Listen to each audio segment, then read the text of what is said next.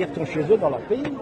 S'ils sont pas contents de vivre en France, franchement, ils sont en France, ils foutent la merde. Là, Je sais, mais pas français. oui, mais je suis désolée de vous dire, c'est des enfants qui sont malheureusement, ils n'étaient pas bien éduqués.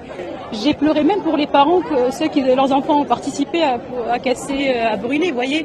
Donc c'est vraiment triste. Hello प्यारे दोस्तों, आपका स्वागत है हमारे channel पर। जैसे आप जानते ही हैं कि फ्रांस के कुछ शहरों में बीते दिनों के अंदर प्रदर्शनकारियों ने बहुत ही बुरे हाल कर रखे हैं। सारे फ्रांस को आग के हवाले कर रखा है, बड़ी बड़ी बिल्डिंगों को जला दिया है, कारों को जला दिया है।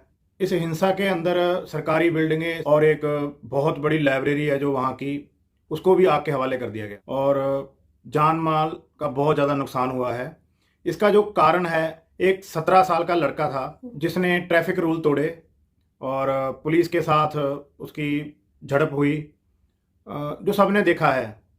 और वो कार लेकर जब भाग रहा था तो पुलिस ने गोली चला दी और उसके गोली लगने से उसकी मौत हो गई। उसके कारण ही फ्रांस के अंदर ये सारा कुछ हो रहा है। उस पुलिसकर्मी के ऊपर एफआईआर दर्ज हो गई है और मामला अब कोर्ट में है।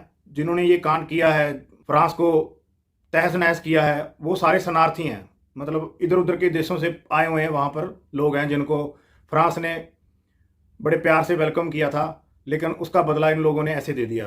तो अब सरकार पूरे सख्त कदम उठाने जा रही है। फ्रांस की सरकार क्या कदम उठाने जा रही है और क्या करने जा रही है, आगे आने वाले टाइम में जो ज़रूरतमंद लोग जिन्होंने वहाँ जाके पैसा कमाना था अपने परिवार के लिए, अब आने वाला टाइम उन लोगों के लिए बहुत ही मुश्किल होगा, जिसके ऊपर हमने ये छोटी सी वीडियो बनाई है। और वीडियो देखने से पहले प्लीज़ आप हमारा चैनल सब्सक्राइब कर लीजिए।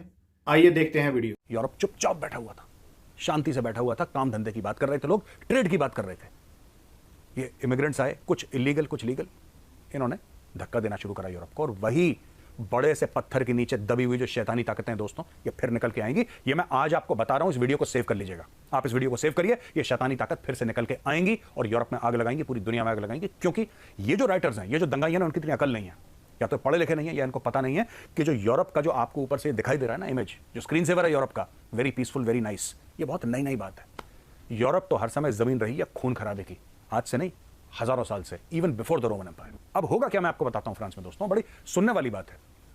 फ्रांस में होगा यूं कि साहब, जिसकी गाड़ी जली है, जिसके बीवी बच्चों पर अटैक हुआ, जैसे वो मेयर है जिसके बीवी बच्चों के पीछे दौड़ाए इन लोगों ने और उनको जान से मारने की कोशिश करी, या जिसका शोरूम जल गया, जिसकी दुकान जल गई, जिसका जिंदगी भर की कमाई एक बिजनेस था, आपने बिजनेस फूंक दिया उसका।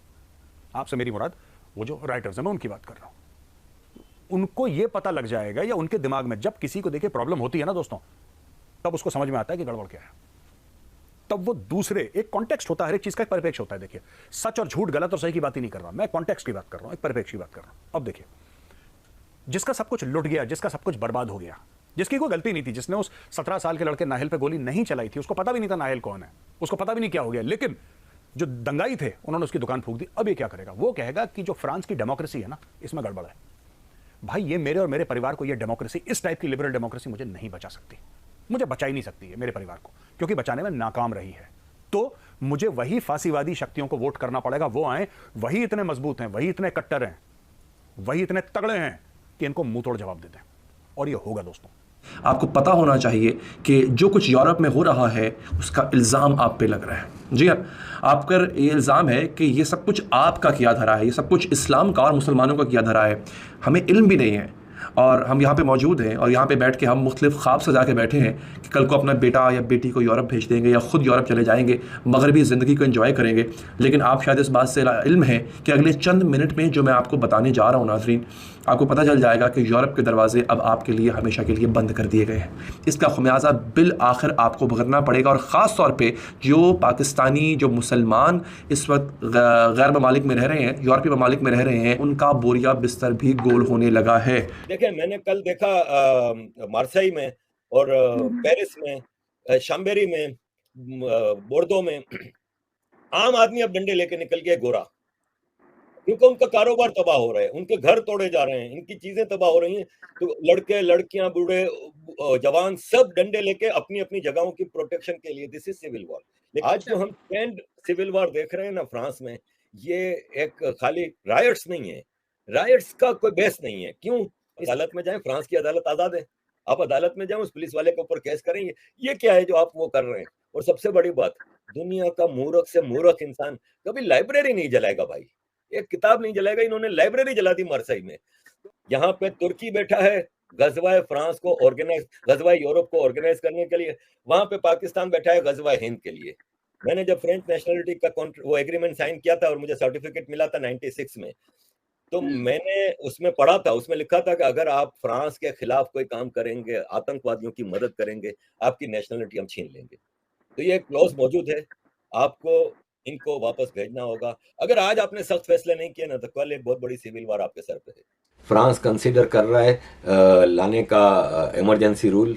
इमरजेंसी रूल है ना 1955 में से फ्रेंच ने इंट्रोड्यूस कराया था कि इसके तहत है ना बहुत ही ज़्यादा ख़तरनाक सूरत हाल आ जाए तो president of France emergency rule declare कर सकता है।